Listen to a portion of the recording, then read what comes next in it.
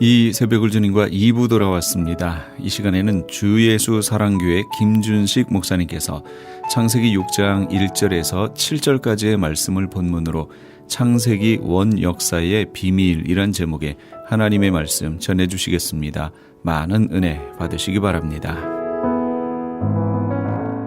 창세기 6장 1절에서 7절, 창세기 11장 1절에서 5절 말씀을 가지고 창세기 원역사의 비밀이라는 제목으로 말씀을 드리겠습니다. 창세기 원역사의 비밀에서 원역사란 인간 역사 이전을 말합니다. 창세기 1장에서 11장은 원역사입니다. 이 원역사는 하나님의 계시로 모세가 기록한 것입니다. 하나님이 알려주시지 않으면 알 수 없는 부분입니다. 창세기 1장 1절을 하나님이 알려주시지 않으면 사람이 어떻게 알 수 있습니까? 부모가 자신이 어디에서 언제 누구에게서 태어났다고 말해주지 않으면 자기 자신을 어떻게 알 수 있습니까? 그러므로 창세기 1장에서 11장이 하나님의 말씀으로 믿어지면 성경 66권을 믿게 되는 것입니다. 성경 66권이 다 그렇지만 특히 창세기 원역사는 시간과 공간이 압축된 책입니다. 한 단어에서 한 줄에서 몇백 년, 몇천 년의 시간과 공간이 압축된 것도 있습니다. 창세기 원역사를 살펴보게 된 동기는 예수님께서 마태복음 24장 37절 39절과 누가복음 17장 26절에서 30절에서 인자에 올 때는 노아 홍수 때와 같고 소돔과 고모라 때와 같으리라 하셨기 때문입니다. 주님이 다시 오실 때는 세상 끝날 때입니다. 그런데 노아 홍수 때와 소돔 고모라 때도 세상 끝날 때였습니다. 우리는 세상 종말의 때, 즉 예수님의 재림의 때에 대해 알기를 원합니다. 예수님께서 주님의 재림의 때를 알기를 원하면 노아 홍수 때와 소돔과 고모라 때를 보라는 말씀입니다. 그래서 저는 2년 전에 요한계시록의 정은 책을 출판한 후에 창세기 원역사를 연구하게 되었습니다. 창세기에 의하면 이 세상을 두 구간으로 나눌 수 있습니다. 첫째 시대는 노아 홍수 이전 시대이며 둘째 시대는 노아 홍수 후 시대입니다. 노아 홍수 후 시대는 물심판으로 인해 멸망되었는데 노아 홍수 후 시대는 불심판이 있을 것이라 했습니다. 첫째로 노아 홍수 이후의 네피림. 노아 홍수 사건은 창세기 6장에서 시작됩니다. 창세기 6장 4절에 하나님의 아들들과 사람의 딸들이 혼인을 하여 네피림이 났다고 했습니다. 여기서 하나님의 아들들이 누구며 사람의 딸들이 누구냐가 관심의 초점입니다. 이들이 누구냐에 대한 학설이 두 가지 있습니다. 그 하나는 전통설이요, 다른 하나는 비전통설입니다. 전통설은 목사님이나 신학교에서 가르치기를 하나님의 아들은 창세기 5장의 의의 후손인 셋의 후예들이라고 합니다. 그리고 사람의 딸들은 창세기 4장의 가인의 후손들이라 가르칩니다. 대부분의 성도님들이 이 전통설을 믿고 있습니다. 그리고 비전통설은 하나님의 아들은 타락한 천사들이며 사람의 딸들은 인간 육체를 가진 여자들이라고 합니다. 노아 홍수에 노아 식구 8명만 남고 모든 인구가 다 죽었다고 성경은 말하고 있습니다. 우리가 사용하는 한글 번역 성경책에는 그렇게 끝내버립니다. 그래서 우리는 노아 8식구 외에 다 죽었다고 알고 있습니다. 그런데 히브리어 원문과 영어 번역본에는 좀 다르게 되어 있습니다. 어디가 다른가 하면 창세기 6장 4절에 당시에 땅에는 네피림이 있었고 그 후에도 하나님의 아들들이 사람의 딸들에게로 들어와 자식을 낳았으니 그들은 용사라 고대의 명성 있는 사람들이었더라고 했는데 NIV 영어 성경에는 말하기를 The Nephilim were on the earth in those days and also afterward when the sons of God went to the daughters of men and had children by them. They were the heroes of old, men of renown. 이것을 우리말로 번역하면 그 당시에 네피림이 땅에 있었고 그 후에도 있었으며 하나님의 아들들이 사람의 딸들에게 가서 그들에 의해 자녀가 났으니 그 자녀들은 그 당시에 사람들에게 잘 알려진 영웅들이었더라고 됩니다. 그래서 우리말 성경에는 그 후에도 뒤에 있었고란 말이 생략되었습니다. 그래서 만약 원문이나 영어 성경대로 그 후에도 있었고 하면 문제가 크게 생깁니다. 그 후에도는 노아 홍수 후 세대에도 있었다는 말이 됩니다. 이렇게 되면 하나님의 아들이 셋의 후예들이요 사람의 딸들이 가인의 후예라고 알고 있었는데, 그래서 이들 사이에서 태어난 자식들이 네피림이라 했는데, 이 네피림이 홍수 후 세대에도 있었다는 말이 되는 것입니다. 네피림이 노아 홍수에서 다 죽는 줄 알고 있었는데 왜 노아 홍수 후에도 네피림들이 있었다고 성경은 말하느냐 하는 것입니다. 그렇기에 하나님의 아들들이 창세기 5장의 셋의 후예들이 아니고 사람의 딸들이 가인의 후예가 아닌 다른 해석이 있어져야 한다는 결론입니다. 전통설에 따르면 네피림들은 하나님이 창조하신 거인 인간입니다. 그러나 비전통설에 따르면 네피림은 인간이 아닙니다. 하나님께서 창조하신 인간이 아니고 반천사 반사람입니다. 괴물입니다. 하나님께서 그래서 진멸을 하시기를 원하셨던 것입니다. 그래서 저는 성경이 홍수에도 네피림이 있었다고 하셨으니 홍수 후의 네피림들을 성경이 인도하는 대로 추적하기로 했습니다. 그런데 성경은 그것을 너무나 명확하게 보여주고 있습니다. 민수기 13장 33절에서 말하기를 거기서 네피림 후손인 아낙 자손의 거인들을 보았나니 우리는 스스로 보기에도 메뚜기 같으니 그들이 보기에도 그와 같았을 것이니라 했습니다. 이 구절은 이스라엘 12정탐꾼들이 40일 동안 가나안 땅을 정탐하고 와서 이스라엘 백성들에게 보고하는 장면입니다. 이 정탐꾼들이 헤브론 성에서 네피림의 후손 아낙 자손의 거인들을 보았다고 합니다. 노아 홍수 이전에 살았던 네피림을 언급하고 있습니다. 노아 홍수 이전에 살았던 네피림을 노아 홍수 후에는 아낙 자손이라 부릅니다. 아낙 자손은 네피림의 후손이라는 것입니다. 전통설로는 홍수의 네피림의 존재를 설명할 수 없지만 하나님의 아들이 타락한 천사라면 홍수 후에도 네피림이 존재할 수 있었습니다. 여기서 창세기 6장 4절의 네피림이 홍수 이전에도 있었고 홍수 후에도 있었다고 하신 말씀이 증명되었습니다. 그래서 저는 창세기, 민수기, 신명기, 요하수아서를 뒤지기 시작했습니다.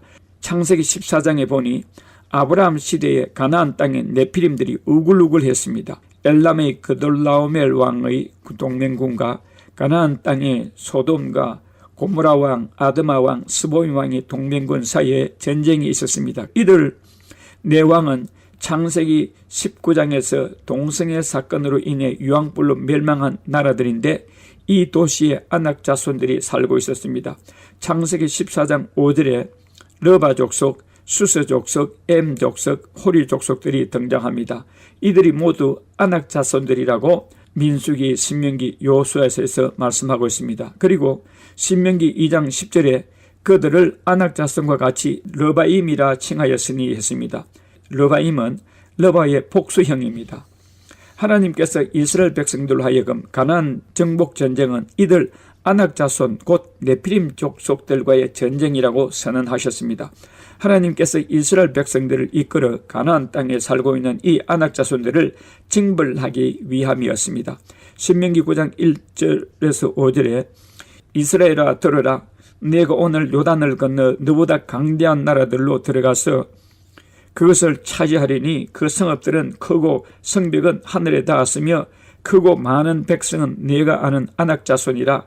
그에 대한 말을 내가 들었나니 이르기를 누가 아낙 자손을 능히 당하리요 하거니와 오늘 너는 알라, 네 하나님 여호와께서 맹렬한 불과 같이 네 앞에 나아가신즉 여호와께서 그들을 멸하사 네 앞에 엎드러지게 하시리니 여호와께서 내게 말씀하신 것 같이 너는 그들을 쫓아내며 속히 멸할 것이라 했습니다.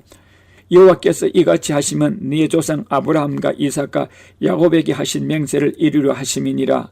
여기에서 네 조상 아브라함과 맹세하였다고 했는데 창세기 15장에서 하나님께서 아브라함에게 예언하시기를 네 후손들이 외국 땅에 가서 400년 동안 종살이를 한 후에 가나안 땅으로 돌아올 때에 아모리 족속을 그들로 심판하게 하실 것이라 말씀하셨는데, 말하자면 하나님께서 이 가나안 땅에 사는 네피림들을, 아모리 족속들을 진멸하시기 위해서 400년 동안 이스라엘 백성들을 훈련시키고 계셨다는 것입니다.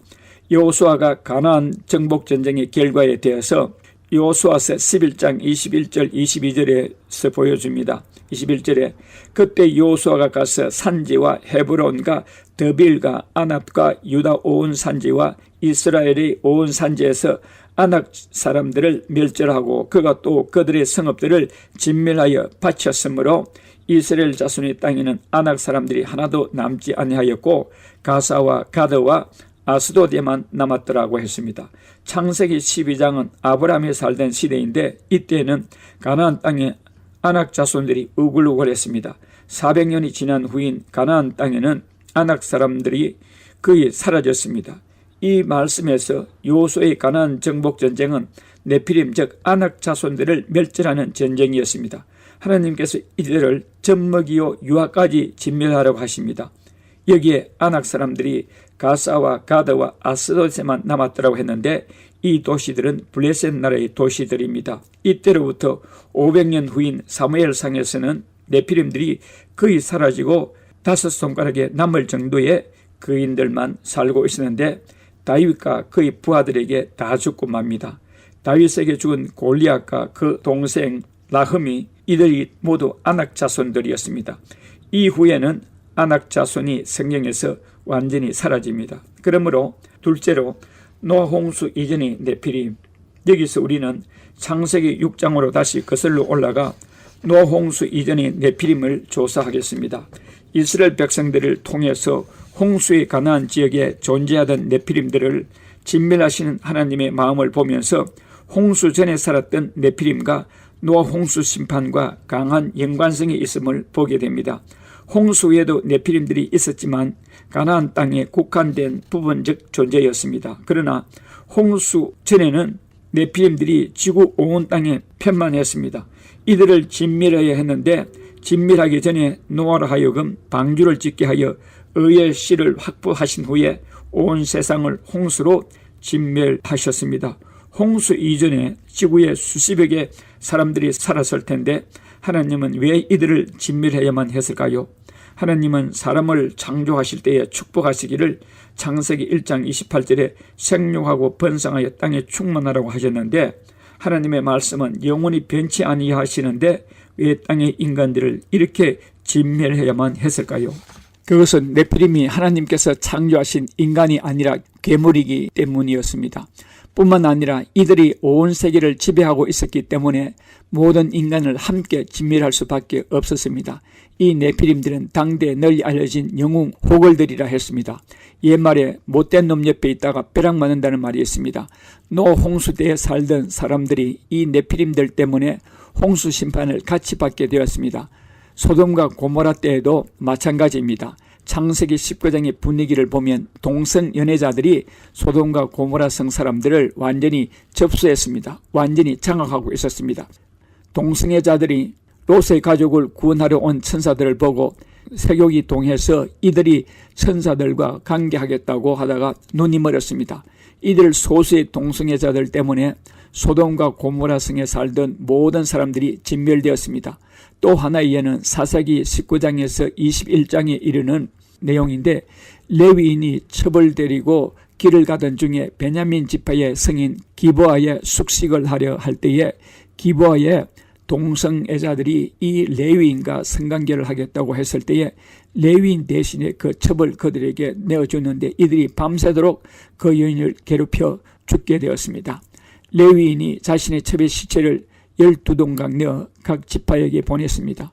그 일로 11지파가 모여 베냐민 지파의 그 악행을 저지른 무리들을 내놓으라고 하지만 베냐민은 그 비류들을 내놓을 수 없었습니다. 왜냐하면 베냐민 지파를 장악하고 있는 자들이 이들 동성애자들이었기 때문입니다. 그 일로 베냐민 지파와 11지파 간에 전쟁이 있었고 그 결과로 베냐민 지파가 남자 600명만 남기고 어린 아이, 젖먹이까지 모두 멸절되고 말았습니다.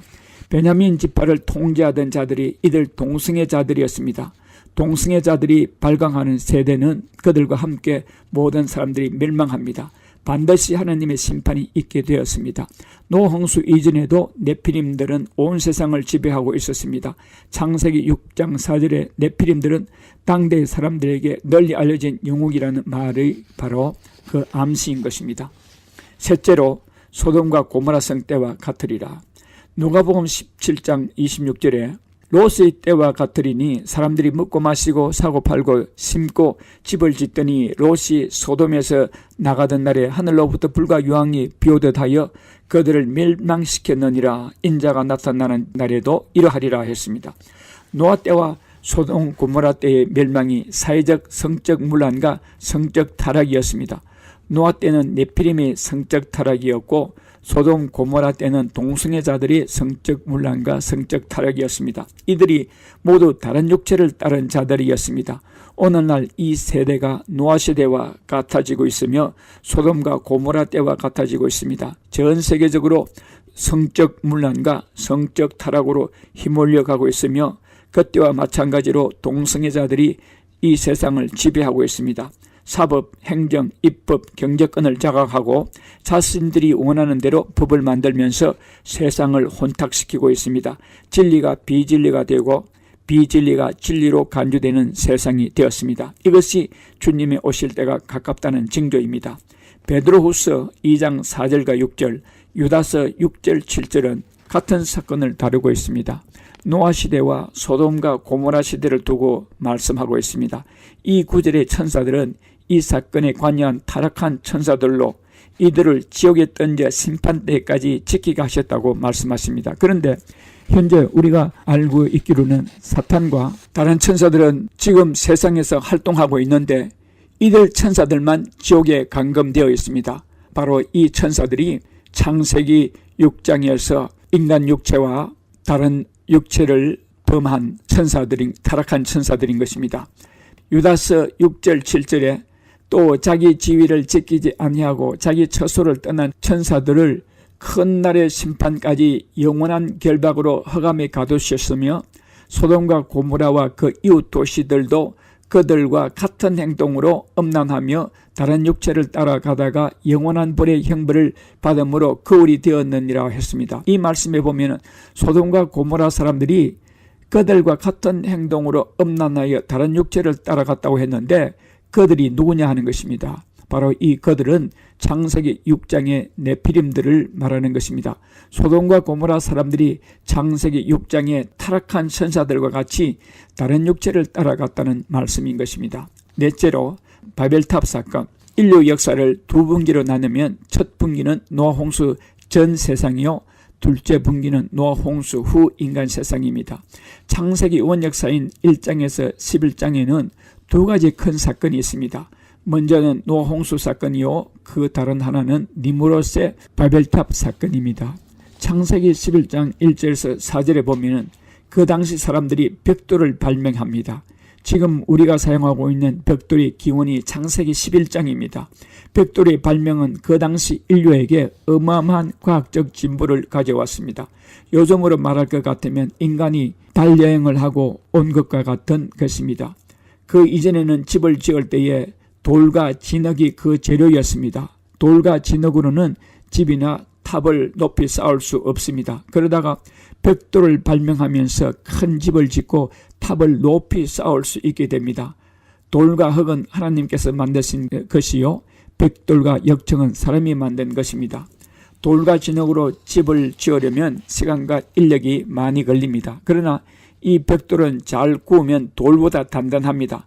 벽돌은 사람이 원하는 모양으로 빠른 시간 내에 얼마든지 구울 수 있습니다. 그리고 역청으로 벽돌 사이를 접착하면 벽돌을 높이 쌓을 수 있어 하늘에 닿기까지 높이 올릴 수 있습니다. 그러므로 벽돌을 발명하면서 건축 시간과 인력과 물질이 절약되면서 건축을 빠른 시일 내에 높이 올릴 수 있었습니다. 그래서 인간이 자신감을 가지게 됩니다. 돌과 진흙으로 집을 지을 때는 높이 쌓을 수 없었는데 벽돌을 발명하여 건축을 하면서 탑을 높이 쌓아 올림으로 그 이전까지는 하나님이 또 홍수를 내려 인간들을 멸망시키지 않을까 항상 눈치를 보고 굽실굽실하고 두려워했는데 이제 그 두려움에서 벗어날 수 있었다고 생각하게 된 것입니다.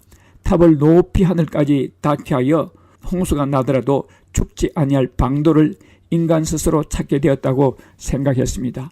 이제 인간사에서 하나님을 제거하게 되었다고 합니다. 그래서 우리 인간의 이름을 널리 알리고 인간끼리 뭉쳐 흩어짐을 면하자고 합니다.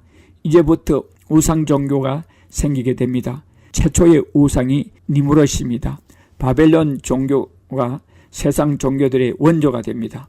창세기 11장 3절 4절에 서로 말하되 자 벽돌을 만들어 견고히 굽자 하고 이에 벽돌로 돌을 대신하며 역청으로 진흙을 대신하고 또 말하되 자 성읍과 탑을 건설하여 그 탑 꼭대기를 하늘에 닿게 하여 우리 이름을 내고 온 지면에 흩어짐을 면하자 하였더라 했습니다. 바벨탑 사건은 인간 세상에서 하나님을 제거하고 하나님을 쫓아버리는 사탄의 시도였습니다.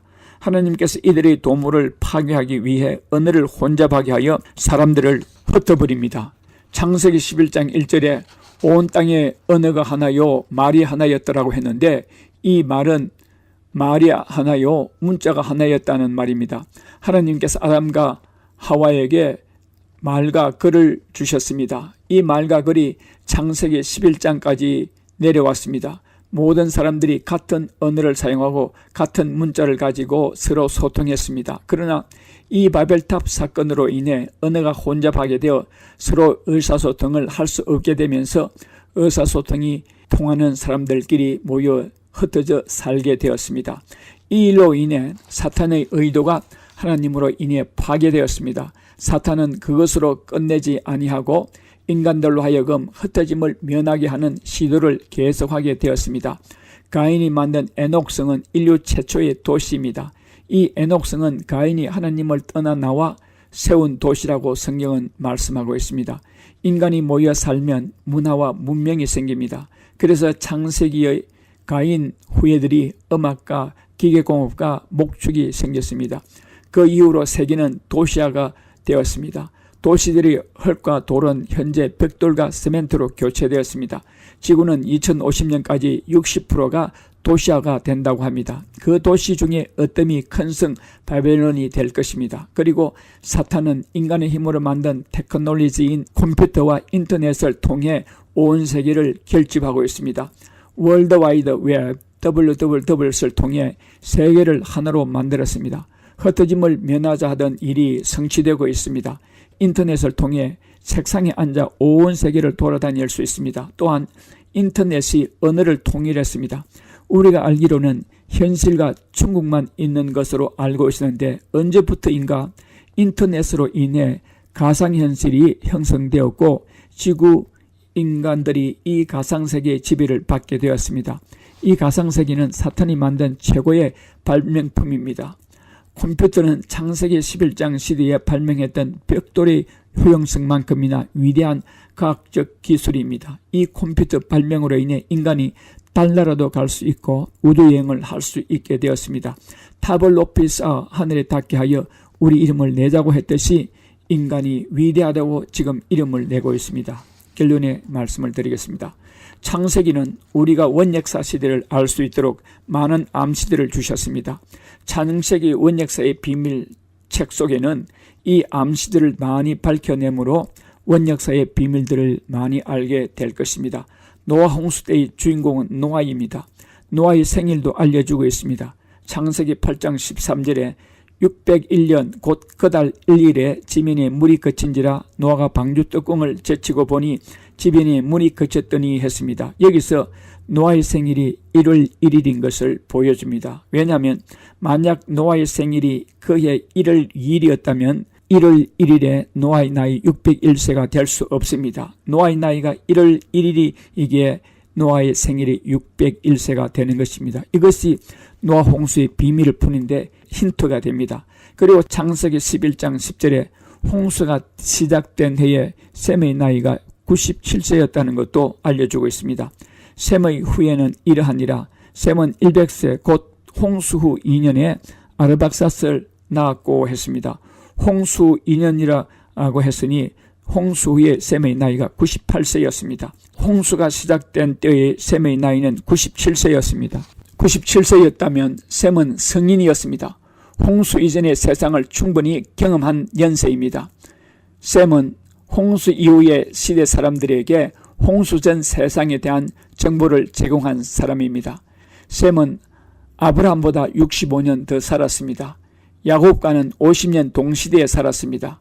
그리고 창세기 5장 32절에 노아가 500세 된 후에 셈과 함과 야벳을 낳았더라 했는데, 창세기 5장에서 마할랄렐은 65세에서 야렛을 낳았고 에녹도 65세에 무두셀라를 낳았는데, 노아만은 500세 이후에 세 아들을 낳았다는 말이 이상하지 않습니까?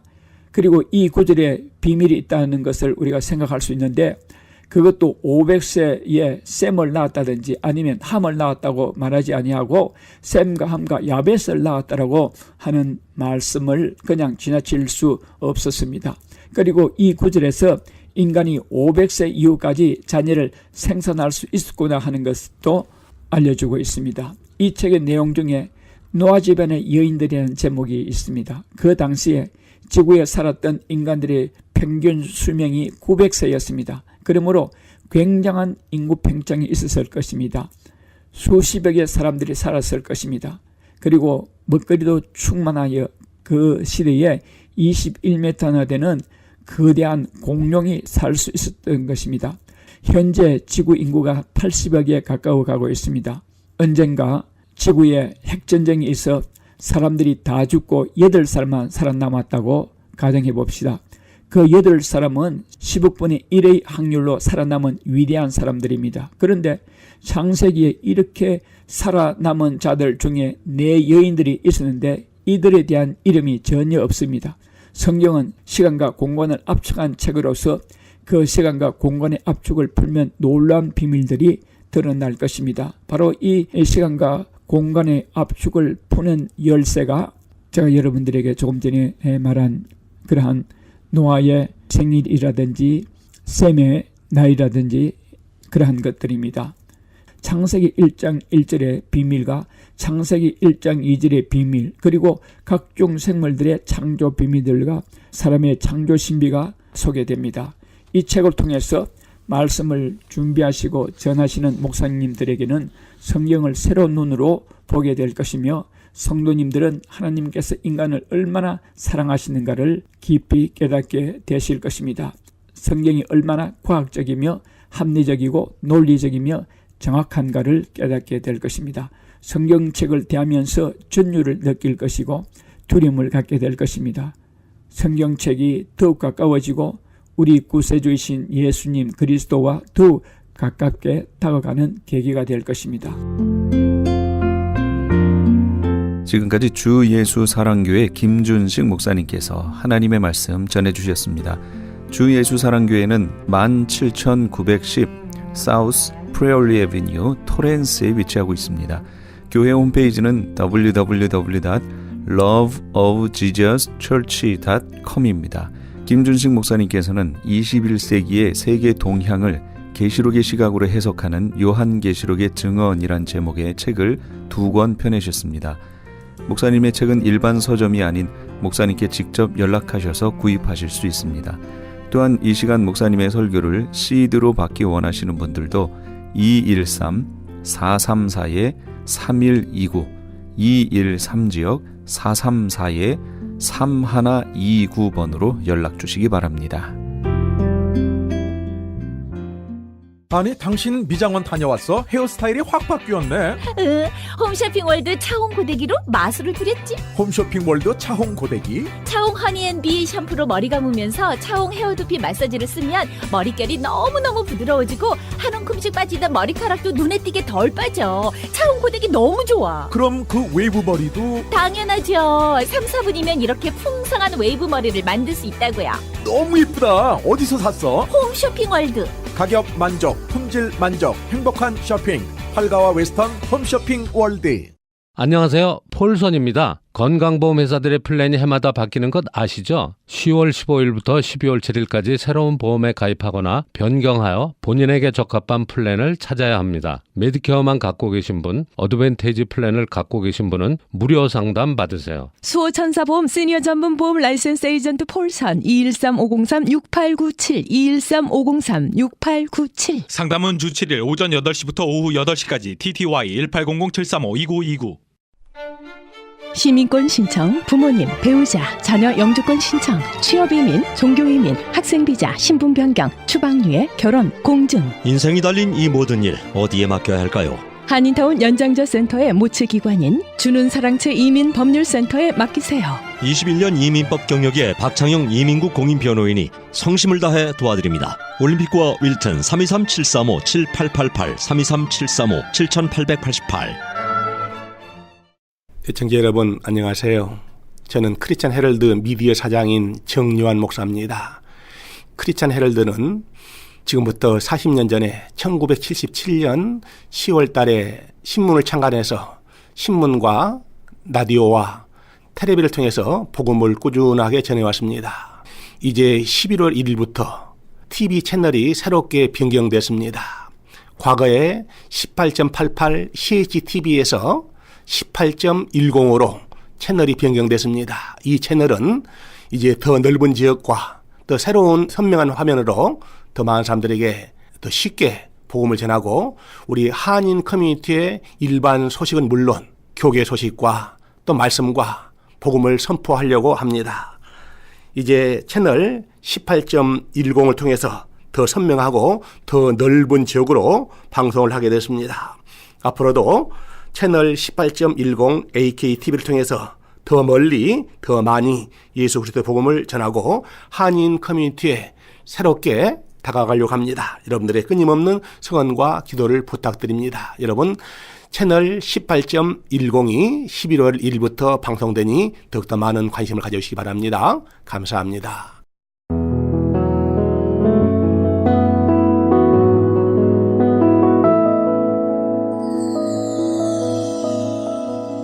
지금 여러분께서는 AM 1650과 인터넷을 통해 미 전역과 전 세계로 방송되는 크리스천 헤럴드의 이 새벽을 주님과 2부 함께하고 계십니다.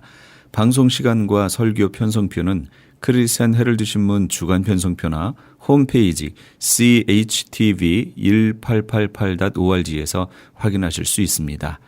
계속해서 이 시간에는 한영원 교회의 박승훈 목사님께서 히브리서 12장 16절에서 17절까지의 말씀을 본문으로 장자가 뭐길래 란 제목의 하나님의 말씀 전해주시겠습니다. 많은 은혜 받으시기 바랍니다. 말씀을 보시겠습니다. 히브리서 12장 16절 17절 찾으신 줄 아십니까? 말씀 봉독해 올립니다. 음행하는 자와 혹 한 그릇 식물을 위하여 장자의 명분을 판 에서와 같이 망령된 자가 있을까 두려워하라. 너희의 아는 바와 같이 저가 그 후에 축복을 기업으로 받으려고 눈물을 흘리며 구하되 버린 바가 되어 회개할 기회를 얻지 못하였느니라. 오늘은 저희들이 에서 이야기를 조금 합니다. 제가 예수님께로 이렇게 빨리 달려나갈 수 있었던 것은요, 하나님 또 성경 말씀에는 이 첫째보다도 둘째를 좋아하시더라고요. 제가 그 둘째로 태어나가지고 잘 아시다시피 이 첫째와 둘째 사이에는 약간의 차이가 있는 거는 아마 부모님들도 인정하실 거고요. 본인도 그런 걸 느끼신 분들이 첫째는 첫째대로 둘째는 둘째대로 있을 줄 압니다. 저희 가정에서는 뭐 특별히 그렇게 눈에 띌 만치 그런 일은 없었어요. 그러나 이 오늘 말씀 이 에서를 통해서 우리가 생각하고자 하는 제목은 이거예요. 장자가 무엇길래, 그런 뜻입니다. 카인이 형이고 아벨이 아우였었는데요. 아벨이 비록 희생은 당했지만은 성경은 아벨을 편을 들어줍니다. 오늘 상고하려고 하는 에서와 야곱은 뭐 말할 것도 없고요. 르우벤, 야곱의 그 첫째 아들 르우벤도 결국 그 장자권이 어디로 갔느냐 하면은 요셉으로 갔습니다. 역대하 5장을 가서 보시면 그 내용이 나와요. 왜냐 하면 르우벤이 잘 아시다시피 그 서모 빌하와 그만 그 침상을 돌입했지요. 그래서 장자권이 뺏겼습니다. 신약에도 들어와 보면요, 저는 그 돌아온 탕자가 딱 제게 아주 직접적으로 왔다고 해도 과언이 아니에요. 그리고 마리아와 마르다도 보면 예수님께서는 마르다에게 손을 들어주셨어요. 근데 가장 저에게 아주 마음에 와 닿았었던 말씀은 마태복음 21장이에요. 어떤 사람이 두 아들이 있었는데 맏아들을 보고 먼저 가서 야 오늘 포도원에 가서 일 좀 하거라 그랬더니 예 가겠습니다 해놓고는 안 가고요. 둘째 가서 똑같이 너 오늘 포도원에 가서 일 좀 해라 그랬더니 처음에는 실소이다 하더니만은 나중에 뉘우치고 가서 일을 했다. 이런 기사에서 볼 적에 제가 그만 그래 나도 딱 저런 마음이야. 그거를 제가 느끼고 제가 집에서보다도 교회 하나님 편에 마음이 많이 끌렸었습니다. 그렇지만 뭐니 해도 장자입니다. 형만한 아우가 없다고요. 하나님께서도요 첫 것 그러니까 초태생은 다 하나님 것으로 삼으시고요. 가축의 수컷의 처음 난 것의 우양, 소나 양, 그리고 제일 좋은 기름, 포도주, 곡식 이건 다 하나님께서 연락하셨습니다. 그렇기 때문에 잠언서에서도 말씀하시기를 그게 아마 3장쯤 될 거예요. 잠언서 3장 여러분들 찾아가 보십시다. 잠언 3장 제 책으로 912페이지가 되겠네요.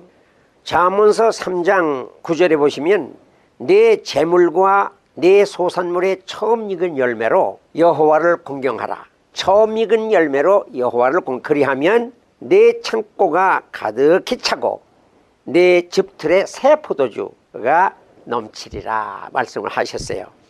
역시 하나님 첫 것을 좋아하십니다. 그런 뜻에서 하나님께서는 세계 열방의 모든 나라 중에서 이스라엘을 택하셔가지고 장자로 삼으셔가지고 모세로 하여금 지팡이를 하나 들려가지고 바로에게 가서 선언을 하도록 했습니다.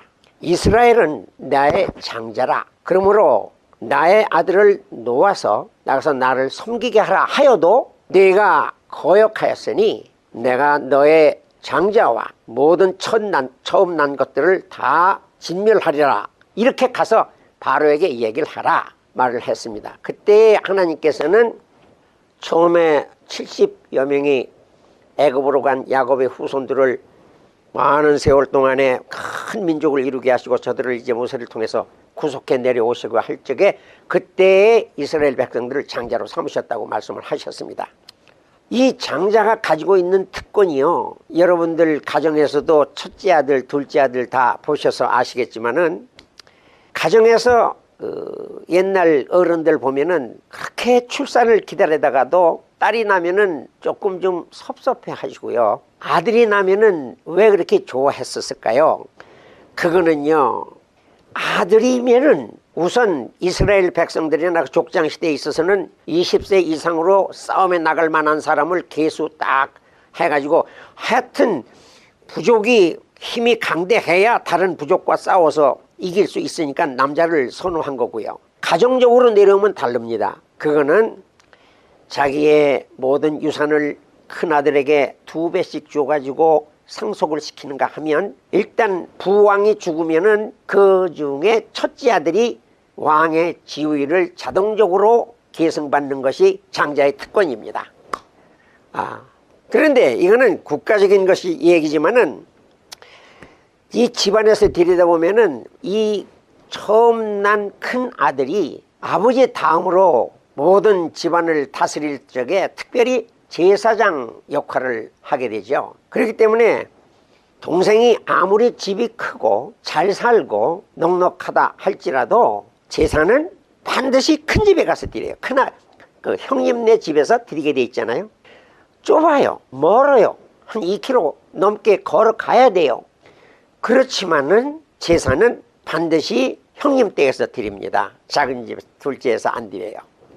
마찬가지로 이 하나님께서는 모든 사람들, 이 민족 족속들 가운데서 이스라엘을 택하셔가지고 이스라엘로 하여금 하나님을 섬기게 하고 제사장 역할을 하게 함으로써 그 본을 다른 모든 민족들에게 끼쳐가지고 저들이 저렇게 하나님을 섬기고 예배를 잘 드리고 축복받는 것을 보고 다른 이방 민족들도 하나님 앞으로 인도하기 위해서 이스라엘을 택하셨죠. 그래서 장자로 삼으셨습니다. 그런데 둘 다 에서도 이스라엘 백성도 실수를 했어요.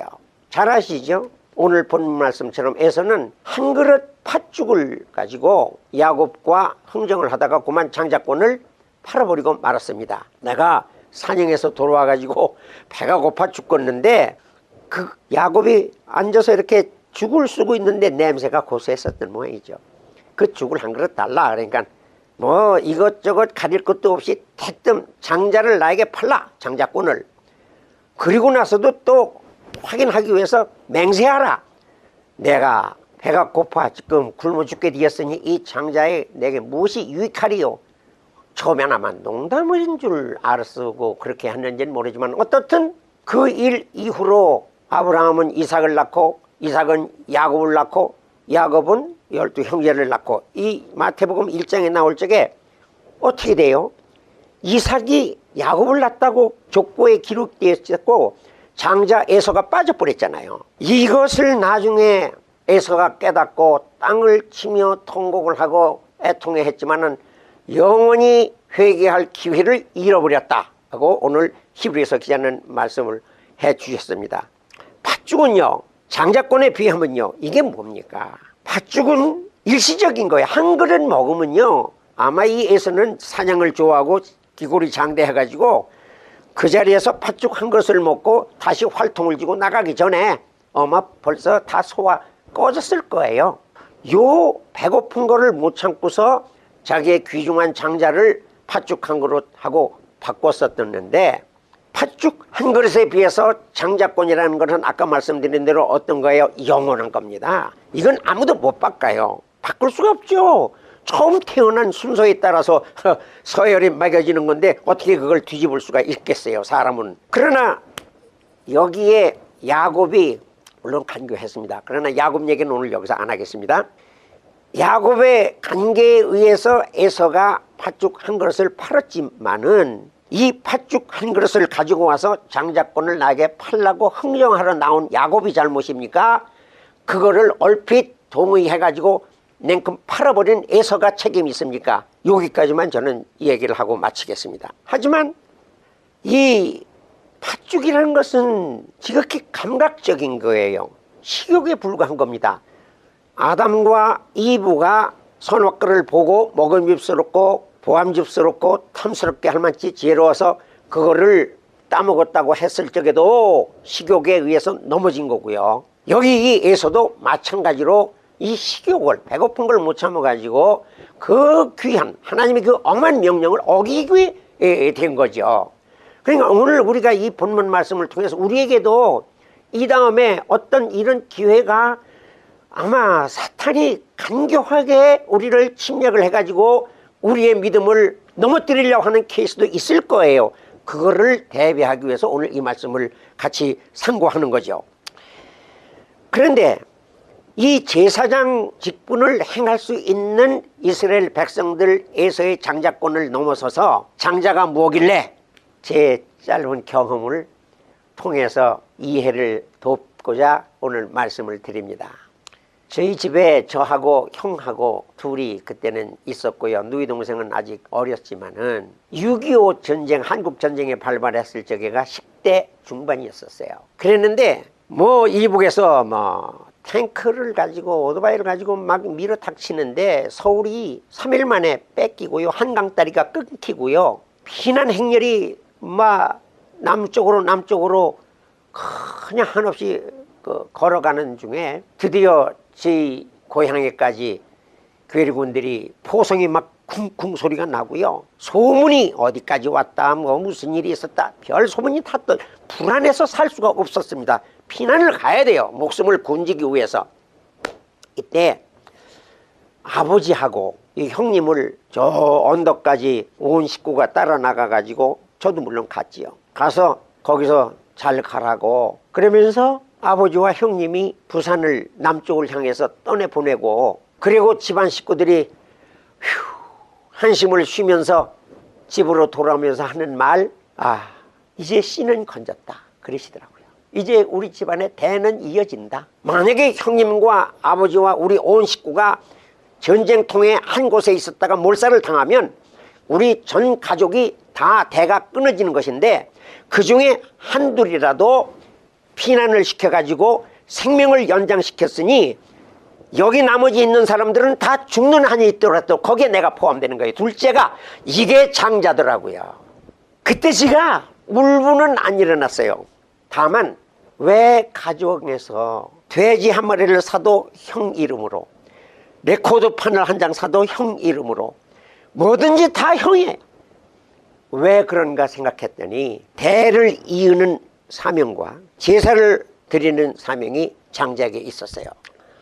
부모들이 자식이 없거나 그러면요, 나는 이 다음에 죽으면 굶는다고 그러시더라고요. 왜? 제사 드릴 사람이 없기 때문에. 그처럼 장자가 제사를 열조들한테 드리게 될 거를 생각하고서 부모들이 마음을 놓았었던 것 같은데, 이스라엘 백성들도 하나님께서 그런 그 아름다운 사명을, 목적을 가지고 장자로 택했었더니, 이 사람들이 그만 처음에서는 장자권을 너무 소홀하게 아무것도 아닌 것처럼 생각했기 때문에 그만 넘어졌고, 이번엔 반대로 이스라엘 백성들은 이 장자권이야말로 누구 어떤 민족에게도 빼앗길 수 없는 우리만의 것을, 하나님은 우리 민족이 이스라엘 백성들의 하나님만이라고 너무나 고집을 했기 때문에 자기들만의 하나님, 자기들만이 제사장의 그런 자격이 있고, 그래서 대제사장으로, 히브리서엔 그렇게 말씀해요. 큰 대제사장으로 오신 예수님을 배척하고 복음을 물리치고 예수님을 십자가에 돌아가시게 하셨던 거죠. 그런데 저들이 예수님을 믿지 아니하고 배척함으로써 결과적으로 온 것이 뭐예요? 저들이 그만 장자권을 잃어버리게 된 거죠. 그것을 로마서 1장에서 8장까지는 쫙 교회에 대해서 말씀하시고 9, 10, 11장 3장에 걸쳐서 사도 바울이 정확하게 집어냈죠. 그 한 군데를 저희들이 가서 보겠습니다. 로마서 9장 30절입니다. 로마서 9장 30절, 제 책으로 253페이지입니다. 자신 줄 아시고, 그런즉 우리가 무슨 말을 하리요? 의를 좇지 아니한 이방인들이 의를 얻었으니 곧 믿음에서 난 의요, 의의 법을 좇아간 이스라엘은 법에 이르지 못하였으니 어찌 그리하뇨? 이는 저희가 믿음에 의지하지 않고 행위에 의지함이라 부딪힐 돌에 부딪혔느니라. 이스라엘이 넘어진 것은, 그 가지가 꺾인 것은, 여기 오늘 보니까 처음에 말씀하신 것이 믿음에 의지하지 아니하고 행위에 의지했다고 말씀을 하셨고요. 11장 11절을 한번 기왕에 찾으셨으니까, 그러므로 11장 11절 로마서, 그러므로 내가 말하노니 저희가 넘어지기까지 실족하였느뇨? 그럴 수 없느니라. 저희의 넘어짐으로 구원이 이방인에게 이르러 이스라엘로 시인하게 함이라 했습니다.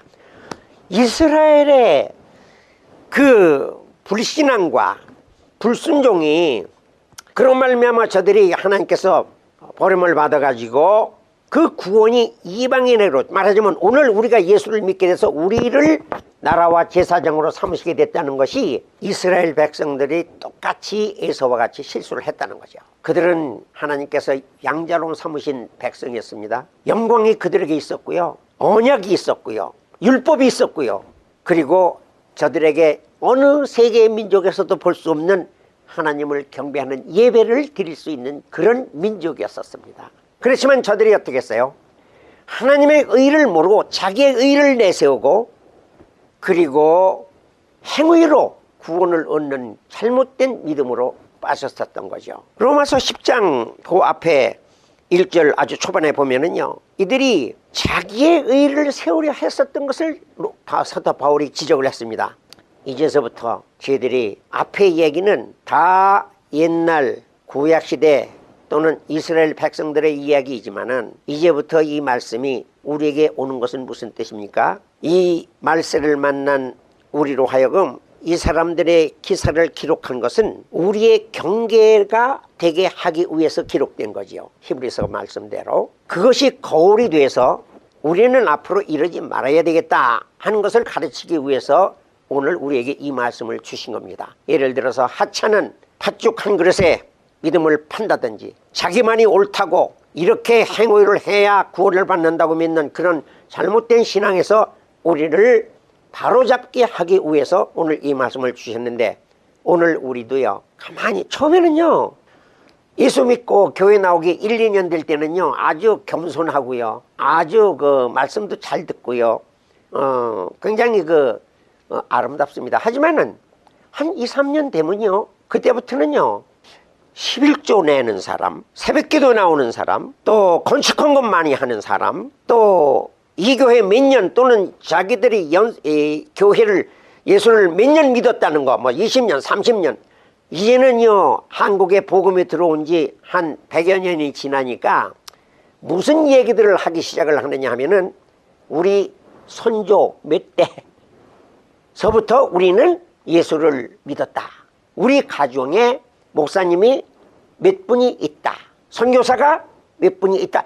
이런 일로 이야기들을 많이 하는 걸 제가 듣습니다. 하나님께서 자기 가정을 특별히 양자로 선택하셔서 택하신 족속이요, 왕같은 제사장이요, 거룩한 가정 백성이요, 그리고 그의 소유된 그런 은혜를 입어서 예수님 앞에 나오게 된 것은 까맣게 잊어버리고, 이제는 그건 왜 그렇게 했느냐면, 이는 너희를 어두운 데서 불러내어 그의 기이한 빛으로 인도하신 자의 아름다운 덕을 선전하게 하기 위해서, 말하자면 말씀을 증거하게 하기 위해서 너희들을 택하였는데, 이제는 뭐를 내세우느냐면 하나님의 덕을 선전 안 하고 자기의 덕을 선전하는 거예요. 내가 30년 믿었다. 내가 교회에 무슨 직분이다. 이 교회의 터줏대감이 누군지 아느냐? 제 친구 하나가 전도사로 한 교회를 시무를 하러 갔는데요, 아무개 전도사, 이 교회 주인이 누군지 알아? 교회 머리는 예수님이지요. 내가 이 교회 터줏대감이야. 그런 장도도 봤어요. 자, 그러므로 우리는 앞으로 조심할 게 뭡니까? 첫째는 세상적인 눈에 보이는 일시적인 쾌락, 죽 한 그릇, 이거에 우리가 쉽게 넘어져서는 안 된다. 예수님은 40일을 금식하고 나오셔가지고 이 돌들로 떡덩이가 되게 하셨을 적에 만들으셨나요? 이거 굉장히 아주 사탄이 그 배고픈 고를 감쪽같이 찔른 거죠. 안 넘어가셨습니다. 그리고 양자된 우리의 이 하나님의 은혜를 내 의로, 내 행위로 너무 자랑해서도 이것도 이스라엘들이 범했었던 대로 쉽게 빠지는 함정입니다. 그리고 마지막으로 오늘 히브리서 본문에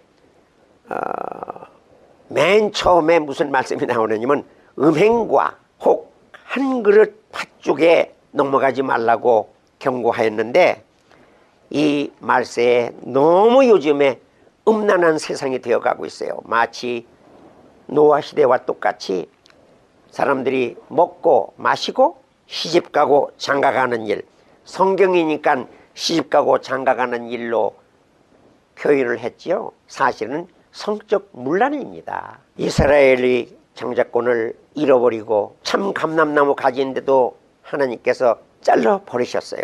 하물며 우리 이방인들이 겨우 예수님 덕에 의해서 오늘 영적 생활을 하는데, 한 그릇 식물이나 음란이나 또는 자기의 자고함으로 하나님의 은혜에서 떨어질까, 이걸 우리는 조심해야 돼요. 장자는 귀한 겁니다. 이 직분을 하나님 앞에 갈 때까지 잘 지키시고 하나님 앞에서 큰 상급을 받으시기를 축원합니다. 하나님 아버지, 에서처럼 망령되이 행하지 말게 하여 주시옵소서. 예수님의 그 귀하신 말씀을 따라 저희들이 어떠한 유혹에도 넘어가지 아니하고 주님의 길을 좌로나 우로나 치우치지 않고 잘 따르게 인도하여 주시옵소서. 예수님 이름으로 감사 기도했습니다. 지금까지 한용원 교회 박승훈 목사님께서 하나님의 말씀 전해주셨습니다. 신앙상담이나 말씀에 대해 더 자세히 배우기 원하시는 분은 전화 213-595-9393 213-595-9393번으로 문의하시기 바랍니다.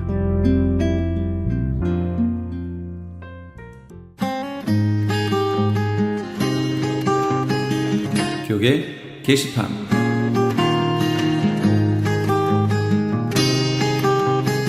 (2016년) 미국의 회계 부흥 선거를 위한 다민족 연합기도회가 애나하임 컨벤션 센터에 서 있습니다.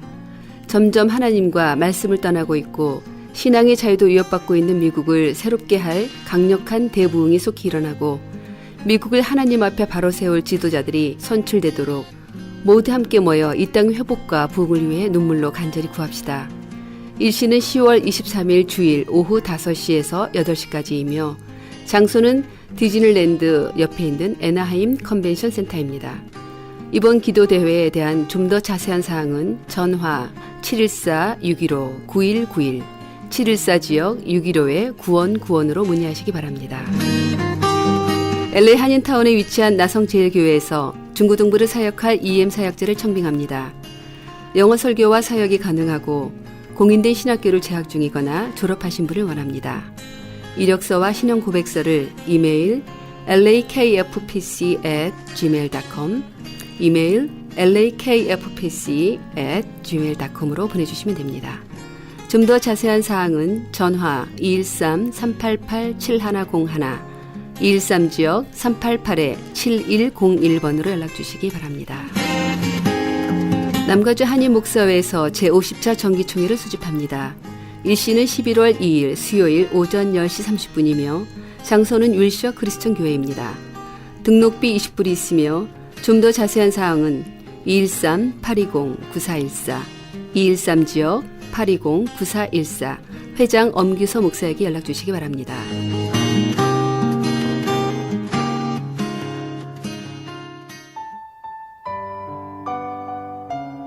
선한 목자 되신 우리 주 함께 하시면서 이 새벽을 주님과 2부 여기서 마칩니다. 잠시 15 후에 3부에서 돌아오겠습니다.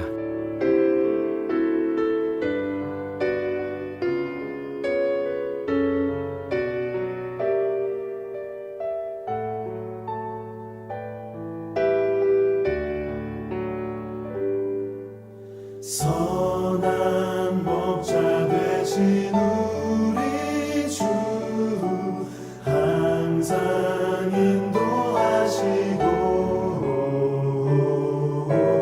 남초 동산 좋은 곳에서 우리 먹여주소서. 선한 목자 구세주여 항상 인도하소서. 선한 목자 구세주여 항상 인도하소서.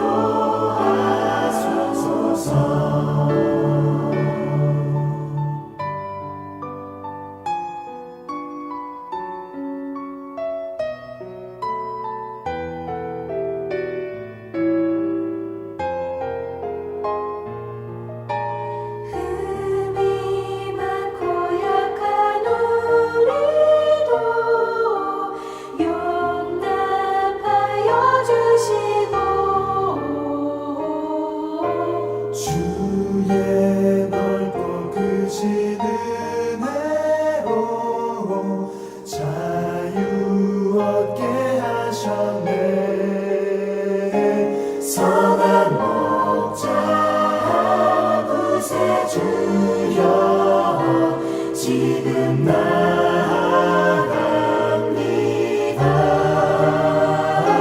선한 목자 구세주여 지금 나아갑니다. 선한 목자 구세주여 항상